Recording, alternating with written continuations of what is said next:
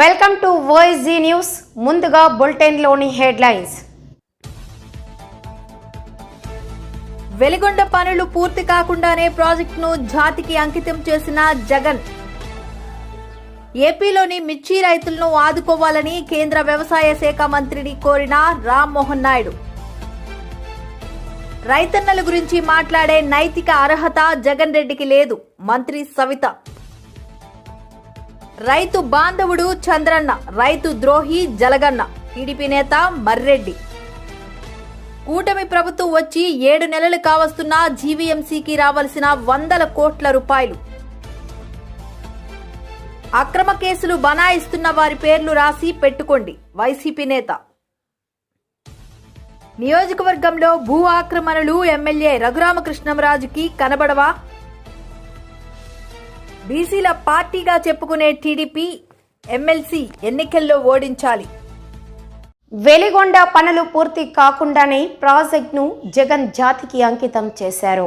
వాస్తవానికి ఆ ప్రాజెక్టు పూర్తి కావడానికి 4,000 కోట్ల నిధులు 2 ఏళ్ల సమయం పడుతుంది. మాయ మచ్చింద్రకు కూడా సాధ్యం కానంతగా జగన్మోహన్ రెడ్డి రాష్ట్ర ప్రజలను నమ్మించి మోసం చేశారు అని మంత్రి నిమ్మల రామానాయుడు మండిపడ్డారు. 4x7 ఆయన కష్టపడితే మినిమం లేదంటే లేదు సంవత్సరాల నుంచి 2 సంవత్సరాలు పడుతుంది అన్నటువంటి పరిస్థితి అది వెలిగొండ. అటువంటి వెలిగొండని జాతికి అంకితం చేసేసినటువంటి మహానుభావుడు జగన్మోహన్ రెడ్డి. అటువంటి వెలిగొండని పూర్తి చేసేస్తే మరి వేళ నీళ్ళు ఇవ్వలేకపోతున్నారని చెప్పి మళ్ళీ అబద్ధాలు అసత్యాలు వాళ్ళ పత్రిక ద్వారా కానీ లేదా జగన్మోహన్ రెడ్డి నోటి ద్వారా కూడా వచ్చేటువంటి వాక్యాలు. అందుకే ఈయన ఒక 8వ వింత జగన్మోహన్ రెడ్డి ప్రపంచంలో ఇటువంటి అబద్ధాలు అసత్యాల్లో. ఏదైతే ఈవేళ వెలిగొండని ఇప్పుడే మేము రివ్యూ కూడా చేసాం. మళ్ళీ ఈవేళ దగ్గర 7-8 నెలల్లో 7-8 సార్లు రివ్యూ చేసాం. ఫిజికల్గా కూడా నేను కూడా వెలిగొండ ప్రాజెక్టు మరి నేను అదేవిధంగా అక్కడ స్థానిక మంత్రులందరం కూడా సందర్శించడం జరిగింది. చాలా క్లియర్గా నేను అబ్జర్వేషన్ చేశాం. ఏదైతే ఈ వెలిగొండ ప్రాజెక్టు 2014 చంద్రబాబు నాయుడు గారు ముఖ్యమంత్రి అయ్యే సమయానికి చూస్తే 38% వర్క్స్ అయినాయి అప్పటికి 14కి వెలిగొండకు సంబంధించి. అంటే ఇంకా 62% బ్యాలెన్స్ వర్క్లు ఉన్నాయి ఆ రోజుకి. ఆ రోజు 14లో ముఖ్యమంత్రిగా చంద్రబాబు నాయుడు గారు వచ్చిన తర్వాత ఆ రోజు వెలిగొండకి ప్రాధాన్యత ఇచ్చి ఆయన 1373 కోట్లు ఆ రోజు 14-19లో కేటాయించి ఆ 1373 కోట్లు కేటాయించడమే కాదు, దాంట్లో 1319 కోట్లు ఖర్చు పెట్టారు. అంటే ఎంత అయింది అది? 96%.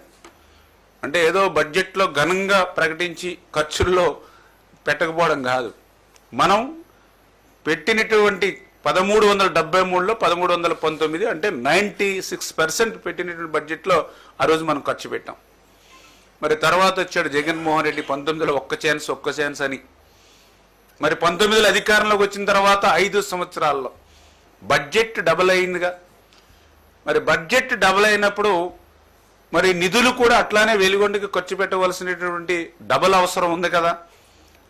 కానీ కేటాయింపుల్లో డబుల్ చూపించాడు, కానీ ఖర్చుల్లో చూస్తే మాత్రం చాలా లీస్ట్గా ఆయన పాలనలో. ఉదాహరణకి ఆయన 19-24లో కేటాయింపులు అయితే 3,518 కేటాయింపులు చేశాడు, కానీ ఖర్చు పెట్టింది చూస్తే కేవలం 647 కోట్లు మాత్రమే. ఎంత డిఫరెన్స్ ఉందో చూడండి. అంటే ఏపీలోని మిర్చి రైతులను ఆదుకోవాలని కేంద్ర వ్యవసాయ శాఖ మంత్రి శివరాజ్ సింగ్ చౌహాన్ను కోరామని కేంద్ర మంత్రికి కింజారపు రామ్మోహన్ నాయుడు తెలిపారు. మిర్చికి 11,600 పైగా మద్దతు ధర ఇవ్వాలని కేంద్రాన్ని విజ్ఞప్తి చేశారు. జరిగింది. నిన్న అగ్రికల్చర్ మినిస్టర్ శివరాజ్ సింగ్ చౌహాన్ గారు ప్రత్యక్షంగా ఇక్కడ అందుబాటులో లేకపోయినా ఆ మీటింగ్కి వర్చువల్లో కూడా ఆయన అటెండ్ అయ్యి మరి కొన్ని విషయాల మీద చంద్రబాబు నాయుడు గారు కూడా రాష్ట్రం తరపున మిర్చి రైతుల తరపున ఉన్నటువంటి సమస్యలు ప్రస్తావిస్తే అది ఖచ్చితంగా ఇమీడియట్గా టాప్ ప్రయారిటీ మీద తీసుకొని అవన్నీ కూడా సెటిల్ చేస్తామని చెప్పి కూడా ఆయన హామీ ఇవ్వడం జరిగింది. వేరేగా ఒక మీటింగ్ ఈ రోజు పెడతామని చెప్పి ఇచ్చినటువంటి హామీ ప్రకారం ఈ రోజు ఒక మీటింగ్ పెట్టుకున్నాం. అగ్రికల్చర్ మినిస్ట్రీ తాలూకు అధికారులు, నేను కూడా అటెండ్ అయ్యాను. రాష్ట్రం తరపున అచ్చెన్నాయుడు గారు అలాగే అక్కడ ఉన్నటువంటి అగ్రికల్చర్ టీం అందరూ కూడా అటెండ్ అయ్యి మళ్ళీ ఆ సమస్యల మీద ప్రత్యేకంగా చర్చించడం కూడా జరిగింది. అందులో ముఖ్యంగా ప్రొక్యూర్మెంట్కి సంబంధించి, ఎందుకనంటే ఇది ఇమీడియట్గా స్టార్ట్ అవ్వాలనే ఆలోచనతో చంద్రబాబు నాయుడు గారు నేను రిక్వెస్ట్ చేశారు. మరి దాన్ని సీరియస్గా తీసుకొని కేంద్ర ప్రభుత్వం అలాగే మంత్రి గారు కూడా దాన్ని ఇమీడియట్గా చేయిస్తామని చెప్పి హామీ ఇచ్చారు. వీలైనంత త్వరగా కేంద్రం నుంచి కూడా డిఫరెన్స్ ఆఫ్ ప్రైస్ ఏదైతే ఉందో దాన్ని పే చేయడానికి ఏదైతే 25% వరకు వాళ్ళకి MIS minimum market intervention scheme ద్వారా ఉందో దాన్ని పొడిగిస్తూ 75% వరకు కూడా కమిటీ ఆఫ్ మినిస్టర్స్ ద్వారా అప్రూవల్ తీసుకొని 75% వరకు కూడా చేస్తామని చెప్పి స్పష్టంగా హామీ కూడా ఇవ్వడం జరిగింది. అయితే ప్రైస్ దీనికి తీసుకోవడానికి కింటా తాలూకా ప్రైస్ రాష్ట్రం తరపున మనం క్యాల్కులేట్ చేసింది కాస్ట్ ఆఫ్ ప్రొడక్షన్ కానీ లేబర్ కాస్ట్స్ కానీ ప్రాక్టికల్గా గ్రౌండ్ లెవెల్లో రైతులు ఎంత పెడుతున్నారో దాన్ని అంతటినీ కూడా క్యాల్కులేట్ చేసి సుమారు 11,600 రూపాయలు ఇస్తే మరి వీళ్ళ తరపున 10,000 చిలుకల వరకే ఇవ్వడం జరిగింది. సో దాన్ని కూడా గట్టిగా రిప్రజెంట్ చేశాం. ఎట్టి పరిస్థితుల్లో క్వింటా తాలూకా ప్రైస్ ఏదైతే దీనికోసం క్యాల్కులేషన్కి యూజ్ చేస్తున్నామో అది పెంచాలి. 11,600 అయినా దానికంటే ఇంకెక్కువ వస్తే ఎక్కువైనా సరే పెట్టాలని చెప్పాం. ఐకార్కి సంబంధించినటువంటి అధికారులు కూడా పిలిచారు. వాళ్ళకు కూడా స్పష్టంగా ఇన్స్ట్రక్షన్స్ కూడా మరి మినిస్టర్ గారు ఇచ్చారు. ఎట్టి పరిస్థితుల్లో ఆ ప్రైస్ని కూడా ఇంప్రూవ్ చేయాలని. సో అది కూడా చాలా పాజిటివ్గా ఉందని కూడా ఈ సందర్భంగా తెలియజేస్తున్నాం. అలాగే మూడో పాయింట్ నిన్న కూడా ప్రస్తావనలోకి వచ్చింది. ఎక్స్పోర్ట్స్ గతంలో జరిగినటువంటి విధంగా ఈరోజు జరగట్లేదు.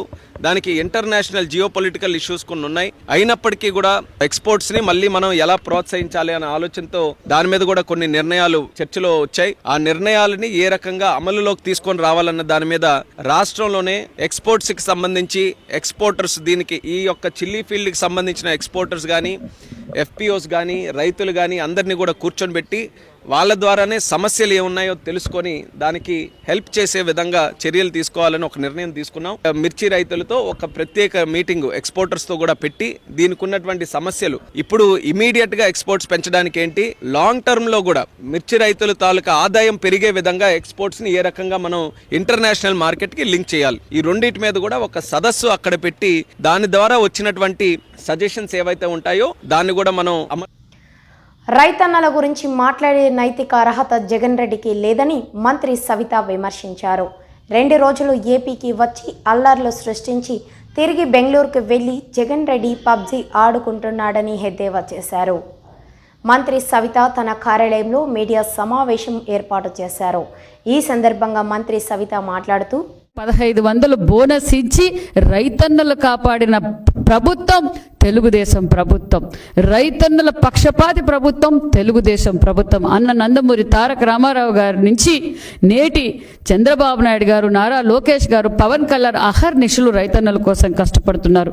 మరి ఈ రోజు వాళ్ళ ఉనికి కోసం రాజకీయాలు చేస్తున్నారన్న విషయం అందరికీ తెలుసు. మరి గత 5 ఏళ్లలో జగన్మోహన్ రెడ్డి గారు పెట్టిపోయిన బకాయిలు, ధాన్యం కొనుగోలు బకాయిలు కూడా సుమారుగా 1680 కోట్ల రూపాయలు నిధులు కూడా. ఎందుకంటే రైతన్నలు ఇబ్బంది పడకూడదు, రాజకీయాలు కాదు ముఖ్యం, రైతన్నలు ఇబ్బంది పడకూడదు అనే ఉద్దేశంతో మాన్యశ్రీ ముఖ్యమంత్రి చంద్రబాబు నాయుడు గారు 1680 కోట్లు బకాయిలు కూడా, గత ప్రభుత్వం బకాయిలు కూడా ఎన్డీఏ ప్రభుత్వమే చెల్లించిందనే విషయం కూడా తెలియజేస్తున్నాం. అదేవిధంగా నాణ్యతమైన ఎరువులు కావచ్చు, నాణ్యతమైన మందులు కావచ్చు, అదేవిధంగా గత 5 సంవత్సరాలుగా డ్రిప్ ఇరిగేషన్ లేక, స్ప్రింక్లర్లు లేక, ఏ విధంగా పనిముట్లు లేక కూడా రైతన్నులు ఇబ్బంది పడ్డారన్న విషయం ప్రజలందరికీ తెలుసు. మరి మీరు ఏం చేశారు రైతుల కోసం?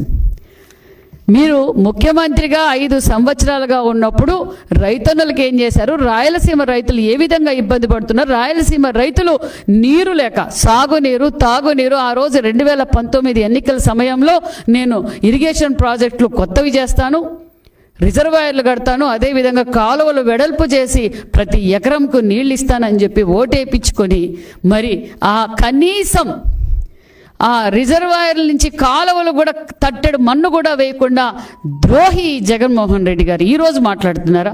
కనీసం తన సొంత జిల్లాలో, అన్నమయ్య జిల్లాలో రిజర్వాయరు, అన్నమయ్య డ్యామ్ కొట్టకపోతే కనీసం దాని మెయింటెనెన్స్ కూడా చేయలేని చాతగాని మాజీ ముఖ్యమంత్రి జగన్మోహన్ రెడ్డి గారు, రైతుల ద్రోహి జగన్మోహన్ రెడ్డి గారు. ఈ విషయాలన్నీ తెలుసు.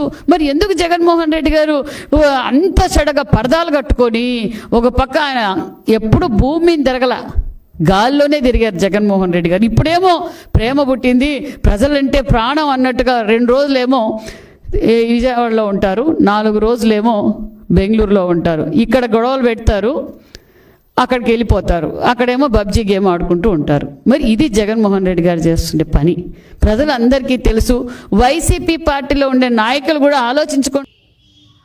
రైతు బాంధవుడు చంద్రన్న, రైతు ద్రోహి జలగన్న అని టీడీపీ నేత మర్రెడ్డి శ్రీనివాసరెడ్డి అన్నారు. ఈ మేరకు ఆయన ఈరోజు మీడియాతో మాట్లాడారు.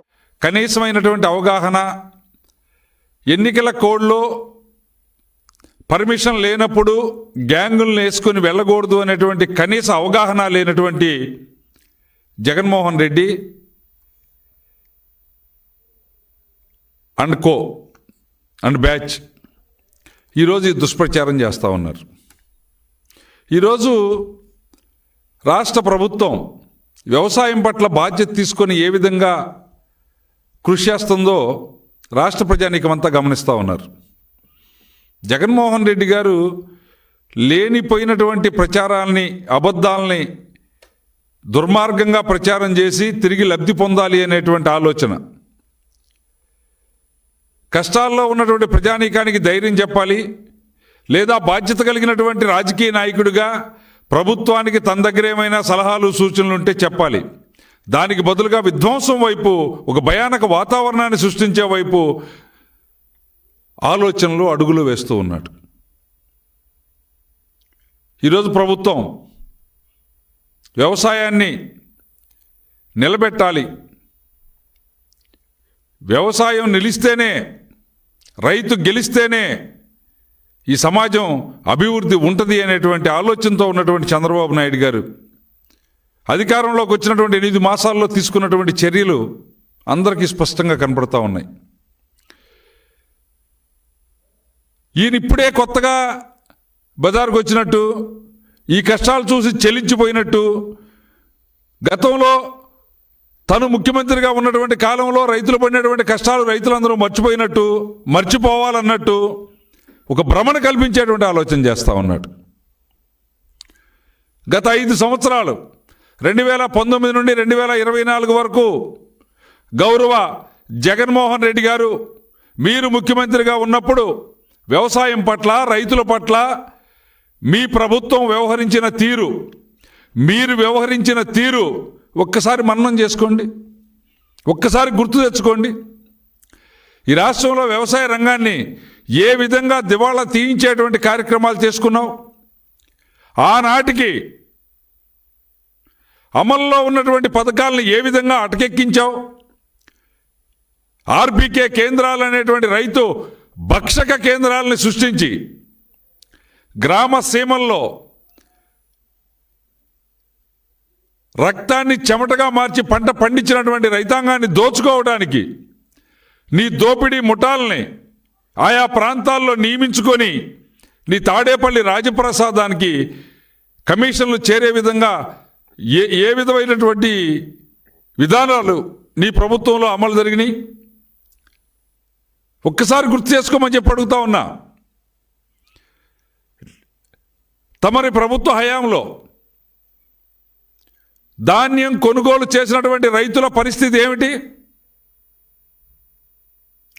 ఓపెన్ మార్కెట్ను కూడా క్లోజ్ చేయించి ఎక్కడా కూడా రైతులు ఒక కాంపిటేటివ్ ధరకి కూటమి ప్రభుత్వం వచ్చి 7 నెలలు కావస్తున్న జీవీఎంసీకి రావాల్సిన 100 కోట్ల రూపాయలు ఎగ్గొడుతున్నారని పీతల గురుమూర్తి యాదవ్ ఆరోపణ.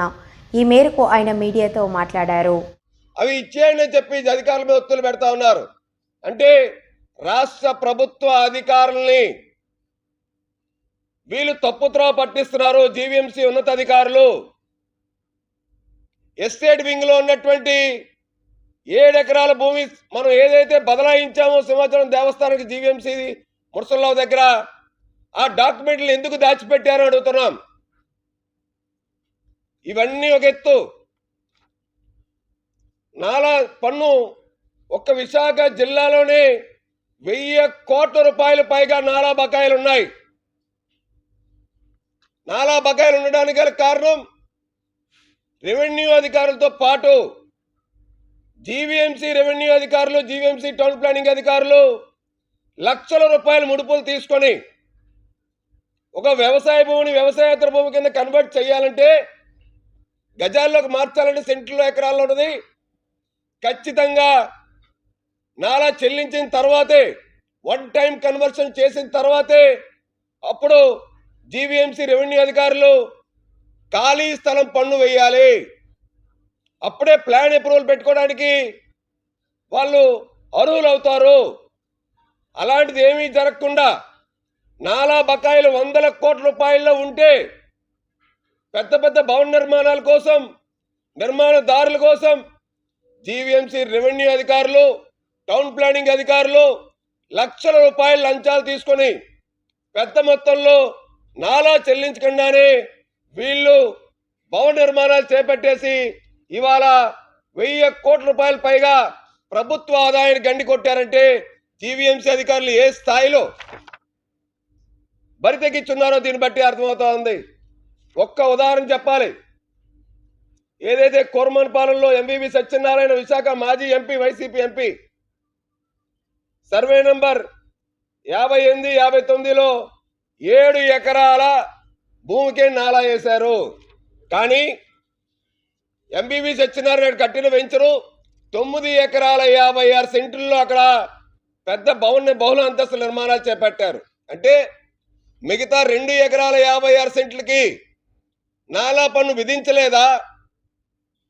లేదు ప్రభుత్వ భూమిని ఎంబీవి కబ్జా చేశాడా? ఇవన్నీ చూడకుండానే జీవీఎంసీ అధికారులు ఆక్యుపెన్సీ సర్టిఫికేట్ కూడా ఇచ్చేశారు పెద్ద ఎత్తున ముడుపులు తీసుకొని. అంటే జీవీఎంసీ అధికారులు, టౌన్ ప్లానింగ్ అధికారులు ఏ స్థాయిలో అవినీతి తిమింగలాలుగా తయారయ్యారో దీన్ని బట్టి మనం అర్థం చేసుకోవాలి. మనందరికీ తెలుసు, ఎక్కడైనా బిల్డింగ్ కనుక కట్టినట్టయితే, అపార్ట్మెంట్ కట్టినట్టయితే 10% యొక్క భూమిని మనం జీవీఎంసీకి అఫీషియల్గా మార్టిగేజ్ చేయాలి. అలాగే మార్టిగేజ్ చేసిన 10% ఇవాళ ఒక విశాఖ నగరపాలక సంస్థ పరిధిలో చూస్తే కొన్ని లక్షల ఎస్ఎఫ్టీ ఉంది. 10,000 నుంచి 15,000 పైగా బిల్డింగ్లకి ఇవాళ మార్టిగేజ్లు ఉన్నాయి. ఇన్ని లక్షల ఎస్ఎఫ్టీ ఏదైతే జీవీఎంసీకి తాకట్లో ఉన్నాయో అవి ఎందుకు జీవీఎంసీ అధికారులు స్వాధీనపరచుకోవట్లేదు? అవి స్వాధీనపరచుకున్నట్టయితే మనం అక్రమ కేసులు బనాయిస్తున్న వారి పేర్లు రాసి పెట్టుకోండి. రేపు వచ్చేది మన ప్రభుత్వమే.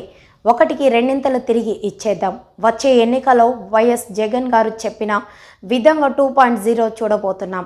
పార్టీ కోసం కష్టపడిన నాయకుడు, కార్యకర్తలను హక్కున చేర్చుకుంటాం. నెదురుమల్ల రామ్ కుమార్ రెడ్డి భరోసా. కానీ ఆయన ఆశయాల్ని వదలలేదు, ఆయన చూపించిన బాటను వదలలేదు.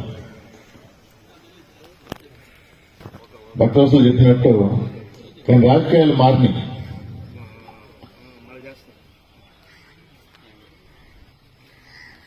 దానికి అనుగుణంగా నాయకులుగా మేము కూడా మారాలి కొంచెం. కానీ ఆయన చూపించిన క్రమశిక్షణ, ఆయన చూపించిన బాట వదలకుండా, అంటే నమ్ముకున్న వాళ్ళని, నమ్ముకున్న వారి కోసం ఎంత దూరమైనా వెళ్ళాలి. అది నాలో ఉంది.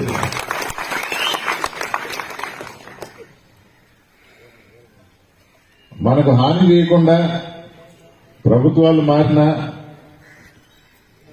ఎవరి పని వాడు చేసుకుంటున్నారు. వారి కార్యకర్తలకు 4 మంచి పనులు చేస్తుంటున్నారు, 4 ముద్దలు ఎక్కువ పెడుతున్నారు, తప్పులేదు. కానీ మన జోలికి వస్తే, నన్ను నమ్ముకున్న వారి జోలికి వస్తే వారిని వదిలిపెట్టేది మాత్రం లేదు.